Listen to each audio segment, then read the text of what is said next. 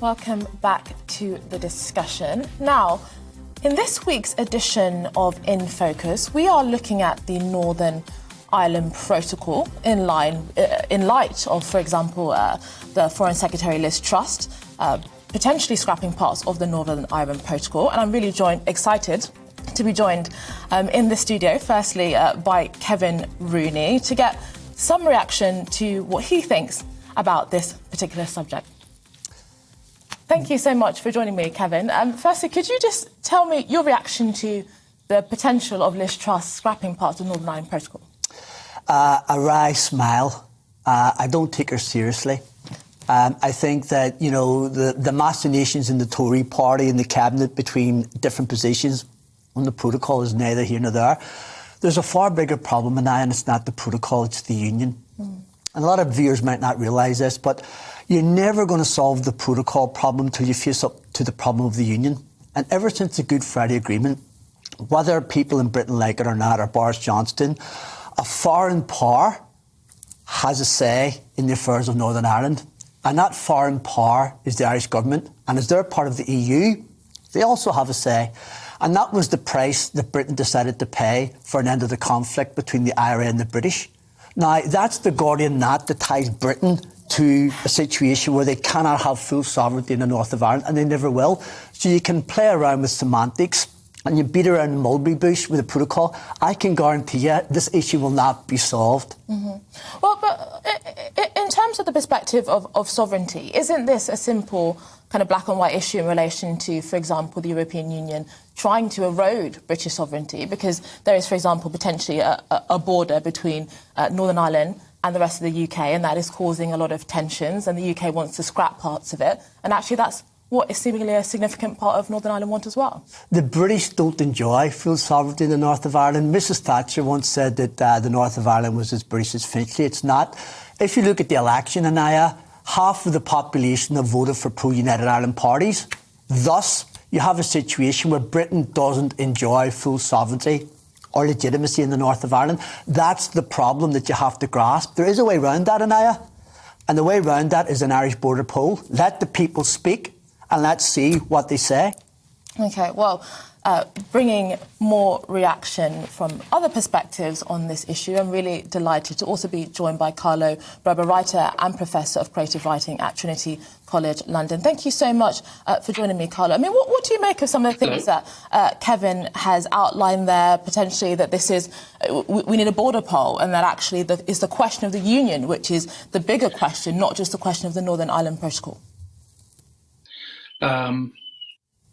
What do I think? Northern Ireland was an artificially created state. It was created in order to guarantee a permanent Protestant majority. The British did that. That was their work in order to settle the war that was going on in Ireland in the 1920s. And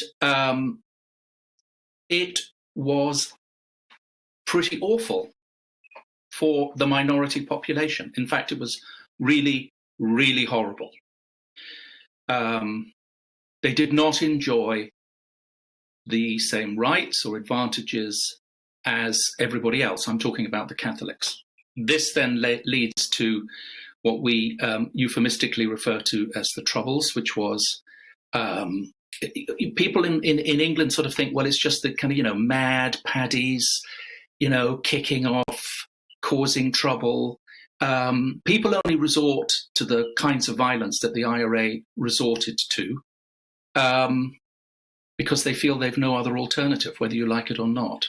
And the Troubles also was a three-sided conflict, not a one-sided conflict. I mean, what I mean is it had three sides. It had the British Army, it had loyalism and loyalists, and it had Republicans. And it was a complete and utter disgusting mess that festered and rumbled and just went on for nearly 30 years until the Good Friday Agreement solved it.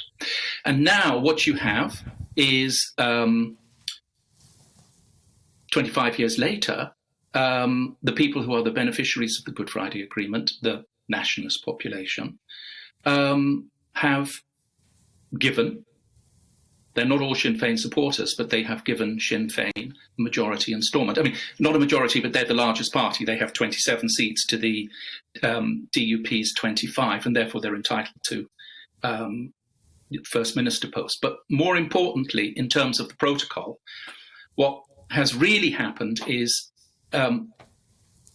membership of the EU, Europe has been turned into a sectarian issue. So Catholics, generally speaking, like it.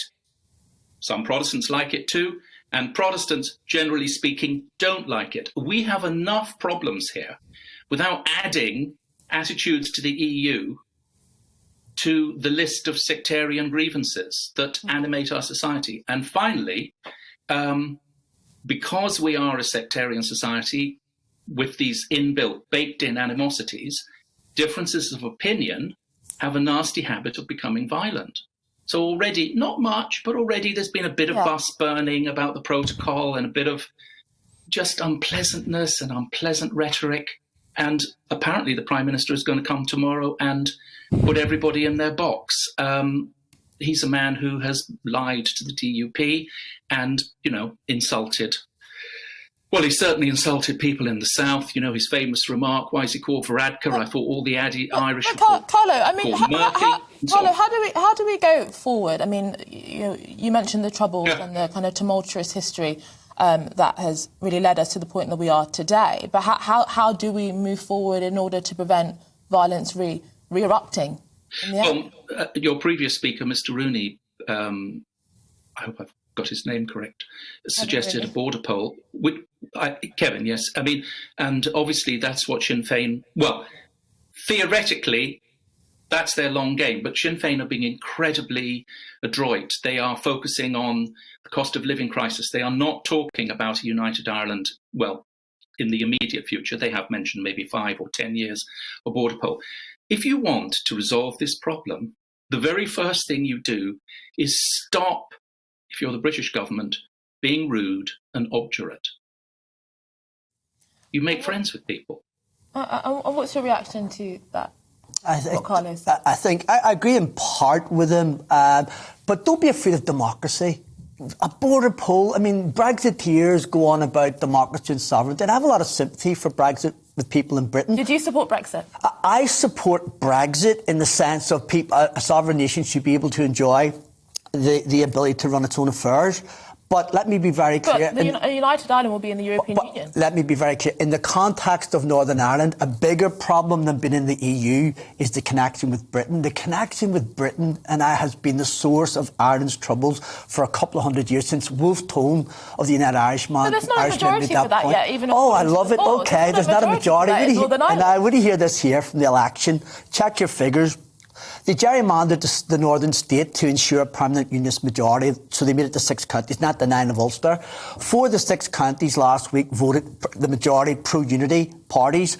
Belfast and Derry, the 2 biggest cities, voted pro-unity parties. There are more MPs in the north of Ireland who are pro-unity. And by the way, on the protocol thing, I think the protocol is a side issue to the bigger problem of the union. Most representatives elected were for the protocol. Now, I don't want to get sucked into the protocol, but here's the question. The union has a problem, and Brexit supporters in Britain shouldn't see people like me, United Irelanders, as a problem. I support British sovereignty, but I say to British people, let the Irish people enjoy our sovereignty too. Give us a border poll. What if they supported staying in the union? I'll be gutted, but I'll go quiet. I'll be gutted, I'll go quiet for a while, and then I'll gather my thoughts and try to persuade them later on down the line. And what's your reaction to the conversation we've just been having, Ella? I think if you want to look at the way in which democracy is treated in Ireland, you could do worse than look at the way in which the DUP has handled the response to the election. Because, at the end of the day, having gone into an election fairly and with the knowledge that there would be this power-sharing agreement at the end of it, the DUP has decided to throw its toys out the pram and demand that Westminster comes and that Boris Johnson comes in and gets involved involves and kind of gives everyone a ticking off around the table and changes things about the protocol. So that is withholding losers' consent in an election, and it tells you something about the way in which Kevin is right. If you go back through the history of the way in which the Northern Irish state was set up, it was set up on the basis of an undemocratic system of power sharing agreement that was never going to be viable. The mess of Northern Ireland is it's very difficult to fix one thing, tweak a protocol here or do something there without recognising that Britain and its, the British states control Northern Ireland historically is the thorn in the side of democracy. So Kevin is right, the only solution is a border poll.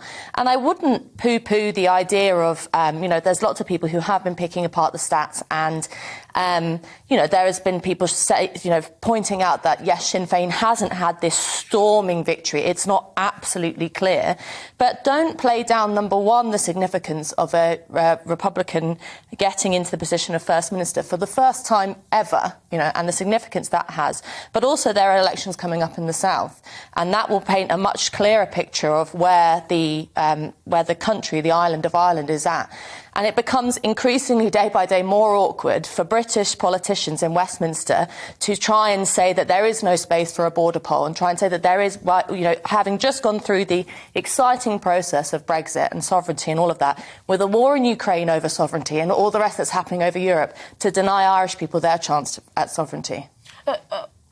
Kevin, some people would say that is there really a kind of groundswell of movement advocating for this right now? Because you've always supported this. You've always supported the United Ireland. That you put that into any issue when Northern Ireland comes up. So is it really fair to kind of make that kind of? No, you're absolutely right. By the way, guilty as charged. But this is an unstoppable conversation about the United Ireland. The bus has left the station and it ain't stopping.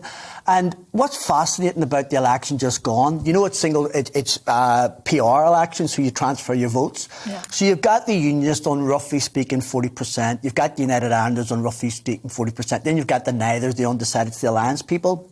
Look at the transfers. Fascinating. The Electoral Office of Northern Ireland just released the data. By 2-1, Alliance voters have transferred to pro-United Ireland parties in that election last week.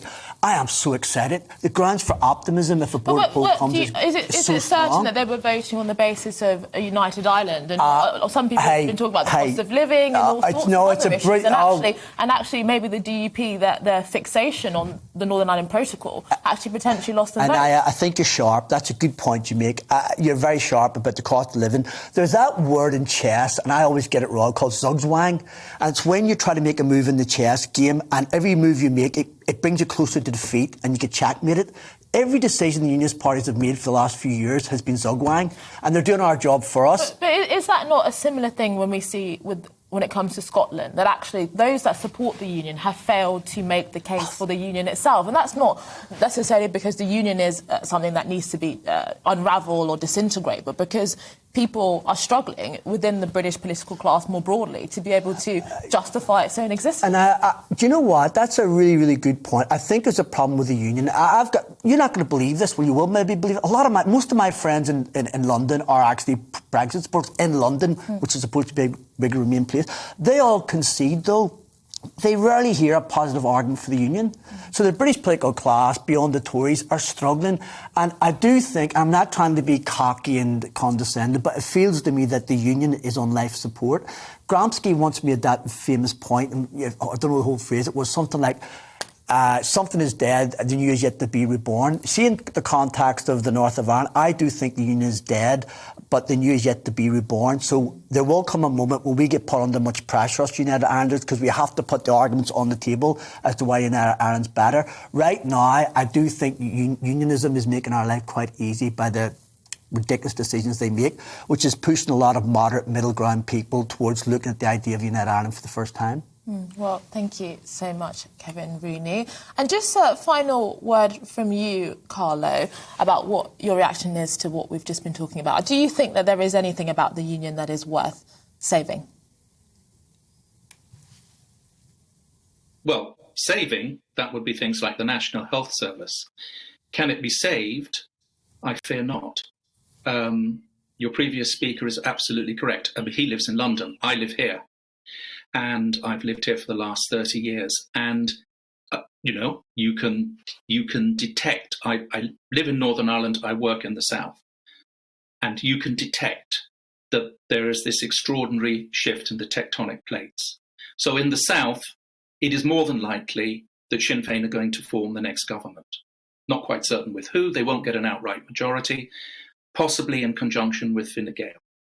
Fine Gael, they will provide the next Taoiseach. Varadkar is absolutely clear that he's going to start agitating for supporting a shared island. That's what they talk about when they mean unity in the south. Up here, you can just tell because of Brexit, people have really, a lot of people, they're fed up with the British government. This is a place of decency, and a lying, hectoring prime minister really doesn't play well, like he doesn't play well in Scotland either. And the Alliance Party does not, it's neutral on the subject of unity. So that's why when Kevin said the second votes went from Alliance, the majority of them, across to Sinn Féin, probably within the party there is, on balance, a support of unity, but they haven't come out because they don't want to alienate their unionist supporters.